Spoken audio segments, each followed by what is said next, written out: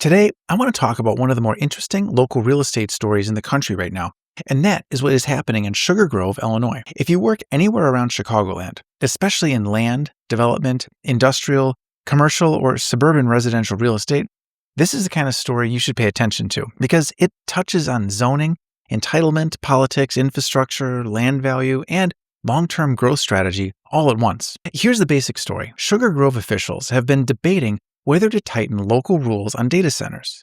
According to reporting from The Real Deal, the village considered stronger restrictions, including a possible moratorium, but stopped short of a full pause.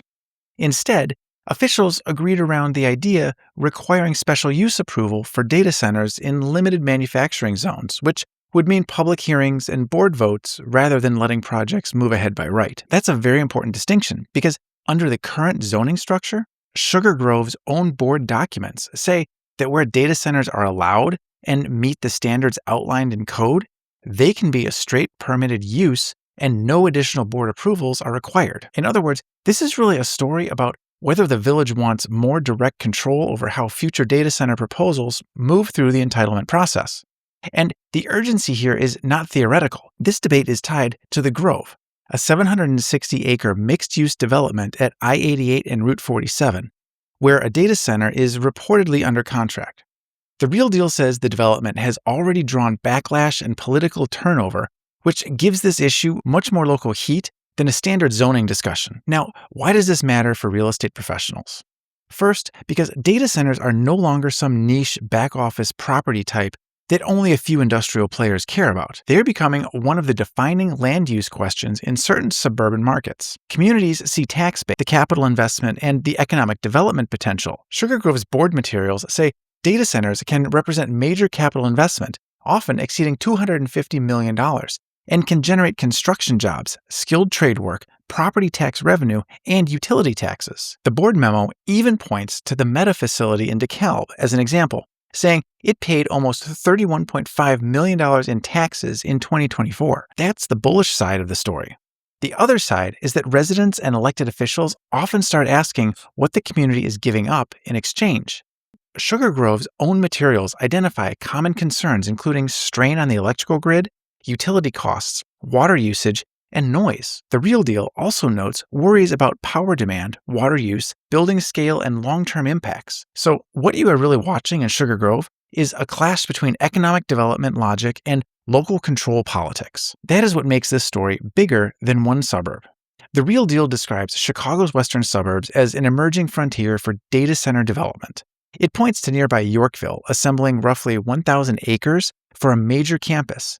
It says Joliet recently approved what could become Illinois' largest data center, and notes that Naperville rejected a proposal outright. That tells you this is not a one-off local controversy. This is a regional pattern with different municipal responses. For developers, landowners, brokers, and investors, this matters because inconsistent municipal responses create both opportunity and risk. On one hand, if one town tightens rules, another town may become more attractive.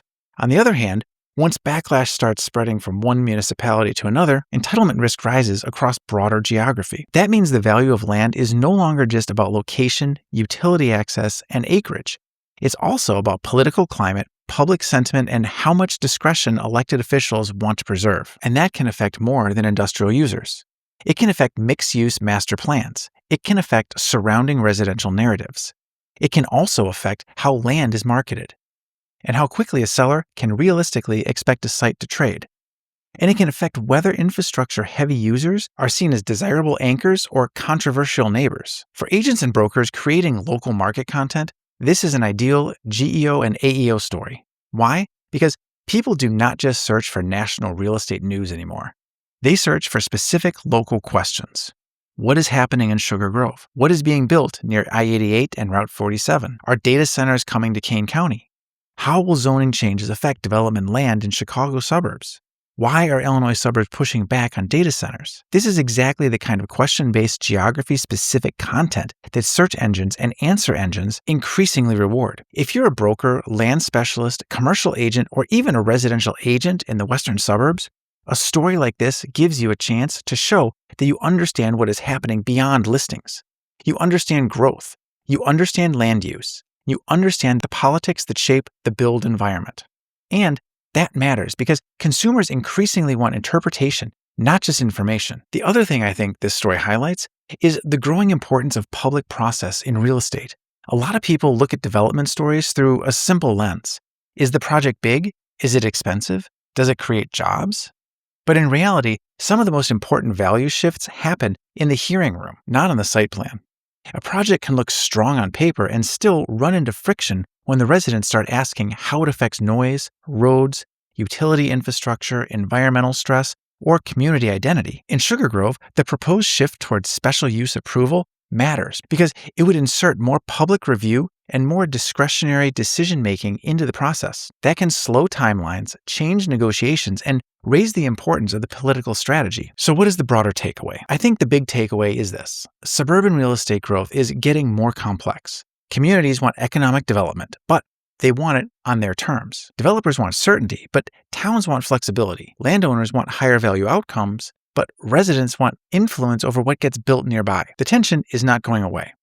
And in places like Sugar Grove, Illinois, it's becoming more visible. So whether you're in a brokerage, development, land sales, municipal consulting, or simply creating market content for your audience, this is the kind of local real estate story worth studying because it shows how fast a development opportunity can become a public policy debate and how much zoning structure can influence the future of the market. If you work in Illinois real estate, I will be paying close attention to this one because when a town starts rethinking how a high-demand asset class gets approved, the ripple effects can travel well beyond the one site.